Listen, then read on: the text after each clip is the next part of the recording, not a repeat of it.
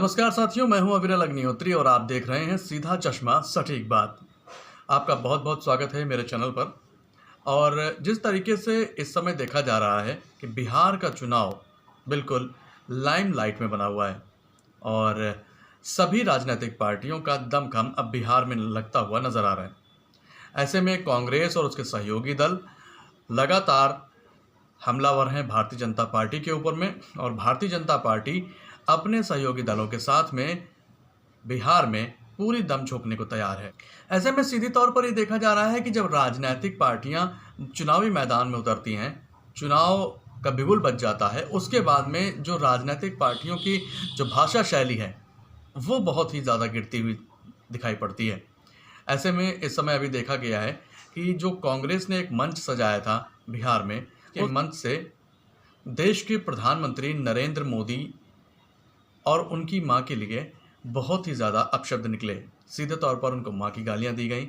लेकिन ये एक खींच दर्शाता है कि आप अगर चुनाव नहीं जीत पा रहे हैं, आप उस व्यक्ति से प्रतिस्पर्धा नहीं कर पा रहे हैं, तो आप इस तरीके के निम्न स्तर की जो आपकी भाषा शैली है उसका प्रयोग करते हैं।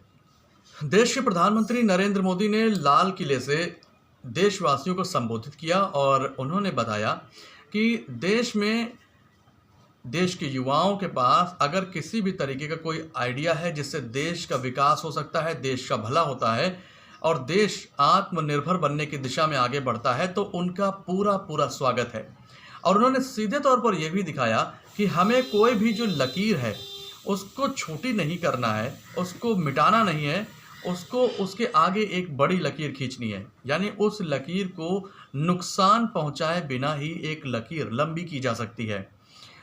किसी भी लकीर को मिटाने की ज़रूरत नहीं है, उसके पीछे एनर्जी ख़त्म करने की ज़रूरत नहीं है। आप अपने ज्ञान को बढ़ाइए, अपने देश को आगे बढ़ाने के लिए नए नए आइडियाज़ लीजिए।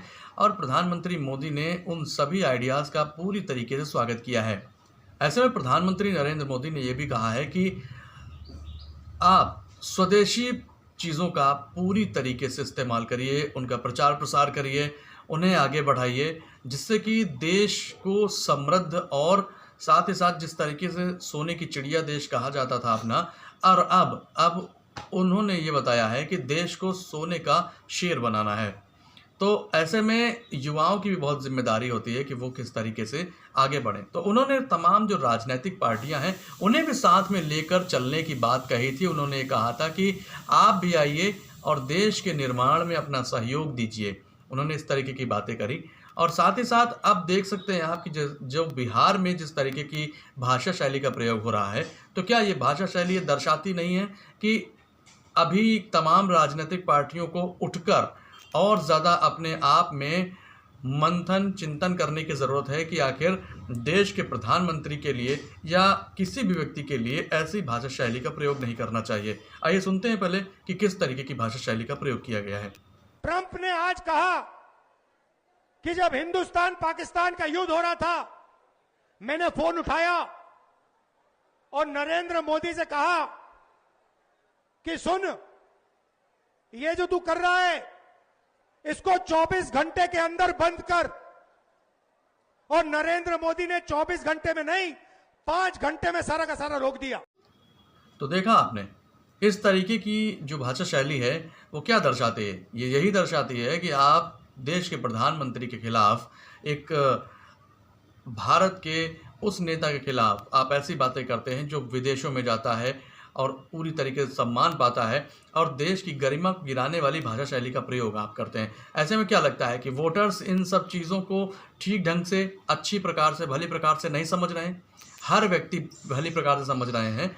और दूसरी चीज़ ये है कि आप यदि अपनी भाषा शैली को बेहतर ना करके, देश के युवाओं की बात ना करके, देश के किसानों की बात ना करके, देश को कैसे आगे बढ़ाया जाए उस पर विचार ना करके सिर्फ और सिर्फ एक व्यक्ति पर हमलावर होंगे, तो आपके लिए ये नुकसानदायक होता ही रहेगा। जिस तरीके से आप देखिए, लगातार आपने कई बार, अगर देखा जाए, मैं राहुल गांधी की बात कर रहा हूँ, आपने कई बार लगातार बड़े बड़े प्रोग्राम्स किए, आपने पद यात्रा करी, आपने पैदल चल के लोगों को संबोधित किया, साथ ही साथ आप जो है लगातार कई बार प्रधानमंत्री मोदी के बारे में चोरी जैसे आरोप लगाते हुए नजर आते हैं। और हालांकि खुद भी आपके ऊपर जो इल्ज़ाम लगे हुए हैं उन पर आप बेल पर बाहर हैं, आपको बार बार कोर्ट जाना पड़ता है, ये तमाम चीज़ें आपको करनी पड़ती हैं।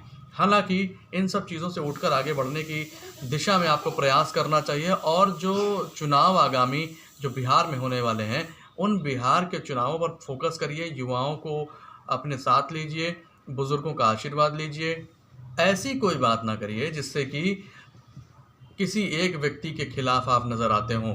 आप अपने समाज का उत्थान कैसे करेंगे, देश का उत्थान कैसे करेंगे, बिहार का विकास कैसे करेंगे, इस पर फोकस करिए। बिहार की राजनीति में क्या चल रहा है, किस तरीके से बिहार के लोग आगे बढ़ रहे हैं, क्या सोच रहे हैं वो, और बिहार के चुनाव में क्या होने वाला है, इसके बारे में हम सटीक विश्लेषण करते रहेंगे। और अभी आपने चैनल को सब्सक्राइब नहीं किया है तो आप चैनल को सब्सक्राइब कर लीजिए, क्योंकि हम और आप बिहार के चुनाव और देश की राजनीति से यूं ही जुड़ते रहेंगे। और जल्द ही हम कुछ अपने नए मेहमानों को अपने साथ शामिल करेंगे और उनसे चर्चा ज़रूर हम करेंगे। आखिर देश की राजनीति किस मोड़ पर है, किधर चल रही है, और जो विपक्षी पार्टियां हैं उनको क्या करने से बचना चाहिए जिससे कि जो वोटर हैं, जो देश की जनता है, उनके खिलाफ न जाकर उनके ऊपर भी विश्वास अपना जमा सके। तो मिलते हैं अगले अंक में, तब तक के लिए नमस्कार।